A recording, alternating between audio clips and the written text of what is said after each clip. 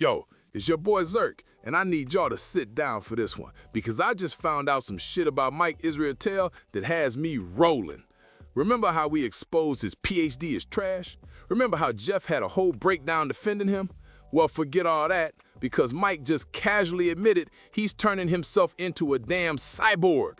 I'm not exaggerating. This man is out here getting body parts removed, having synthetic materials installed, and planning to have his ribs broken like he's building a custom car.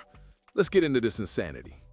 I had a procedure that I will get to in a second, more detail, but to take some extra loose skin and fat cells away from my lower back and love handle area. Anyway, I have a binder on and all that stuff. As I speak to you right now, some of these pictures will confirm that. I have two drains, two plastic tubes, and I'm wearing, no joke, adult diapers right now so that I can bleed into them as I sleep and walk around. It's so messed up.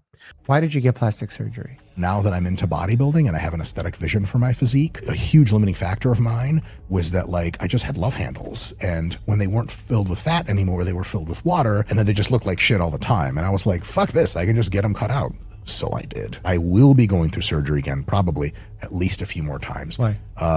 One is I have some loose skin and extra fat cells around my lower chest area, some cases around my back, and actually just out of sheer genetics in my tie-in between my biceps, triceps, and shoulders, like right this area. And those can actually be kind of furrowed out with surgery. So apparently, Mike looked at his love handles one day and just had them cut out. That's not bodybuilding, that's body editing. He's out here using the delete key on his physique. But wait, it gets better.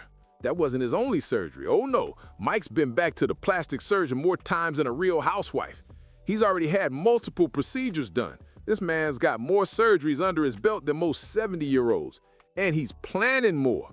Mike talks about his upcoming surgeries like they're vacation plans. Yeah, probably gonna do a few more, just some light body modification, nothing crazy.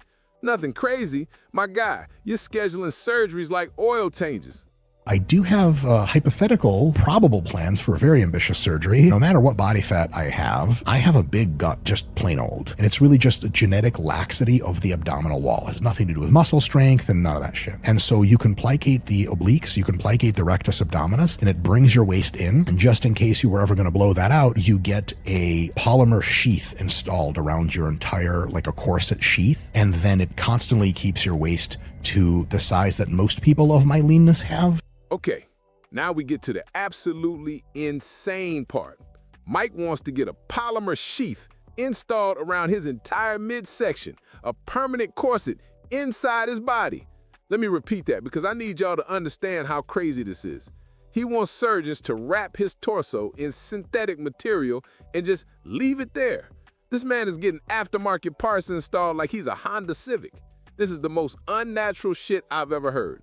Mike Israetel, Mr. Science-Based Training, wants to have plastic permanently wrapped around his organs so his waist looks smaller. That's not science-based, that's science fiction-based. My man's trying to become Iron Man, but instead of a cool suit, he's just got saran wrap around his intestines. But wait, we're not done, because Mike's sitting there thinking about his polymer corset, and he's like, you know what will make this even better? Breaking my ribs. I have been thinking about potentially going to that next level of surgery and getting my two bottom ribs broken inwards to have an even cooler, even smaller waist. Ideally, I'd like to have a tiny waist. I think it's magical. This man wants to take two perfectly functional ribs and just snap them like chicken wings so his waist looks tinier. That's some horror movie shit. That's some Saw franchise type planning. Jigsaw out here like, I ain't want to play a game. And Mike's like, please break my ribs, Mr. Jigsaw. Who wakes up and thinks, you know what would improve my life if someone broke my bones on purpose? And he said it so casually, like it's normal. Yeah, I might get my ribs broken, might not. We'll see how I feel. That's not Renaissance periodization. That's Renaissance Frankenstein. Mike's out here trying to look like a Greek statue, but he's going to end up looking like a crash test dummy that survived too many crashes. At this point, Mike's not even trying to be a bodybuilder anymore. He's trying to be a whole-ass cyborg.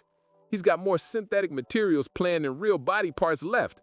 Next video, Mike's gonna be like, yeah, so I'm thinking about replacing my lungs with turbochargers for better oxygen efficiency. I'm thinking about getting titanium vertebrae installed for better posture. Gonna have my skin replaced with Kevlar for injury prevention. Considering hydraulic calves cause genetics.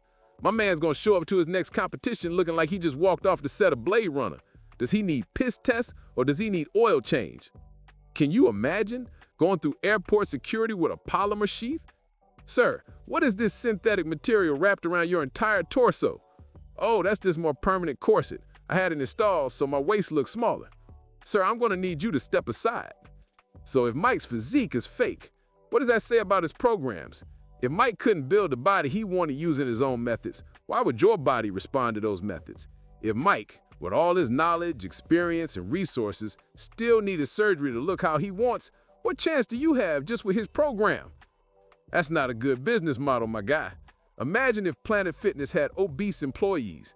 Imagine if your personal trainer was out of shape. Imagine if your nutritionist ate McDonald's every day. You'd question their methods, right? Well, Mike's the fitness equivalent of that. He sells you training programs while his solution is surgery. Every time I think about Mike sitting in a doctor's office, seriously discussing getting his ribs broken, I lose it. The doctor probably asked him, "Are you sure about this?" like 3 times. "Mr. Israetel, you want us to break your ribs on purpose?" "Yes." "And install a synthetic sheath around your organs?" "Correct." "And you understand this is permanent?" "I do. Also, can you make my waist even smaller?" "Sir, I'm concerned about your mental health. I said make it smaller." The surgical consent form probably has a clause like, "Patient acknowledges this is the craziest shit we've ever agreed to do." Can you imagine Mike's x-rays after all these surgeries? The radiologist is gonna be like, "What the hell am I looking at?" "Mike, it's for aesthetics." Here's what I wanna know.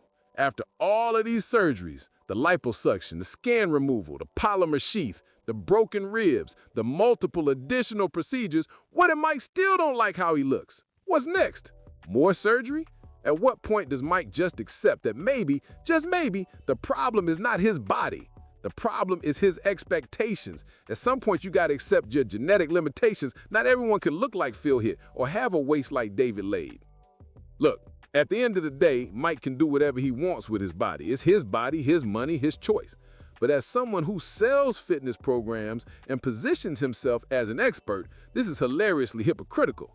You can't be the science-based natural bodybuilding guy while planning multiple plastic surgeries, installing synthetic materials in your body, and breaking your own skeleton. That's not science-based, that's surgery-based. And honestly, I can't wait to see what else he admits to next. At this point, nothing will surprise me. I'm Zirk, and I'll catch you next time when Mike probably admits the penis enlargement or some shit. Stay natural out there, folks. Or don't. Apparently, you can just buy a new body. Peace.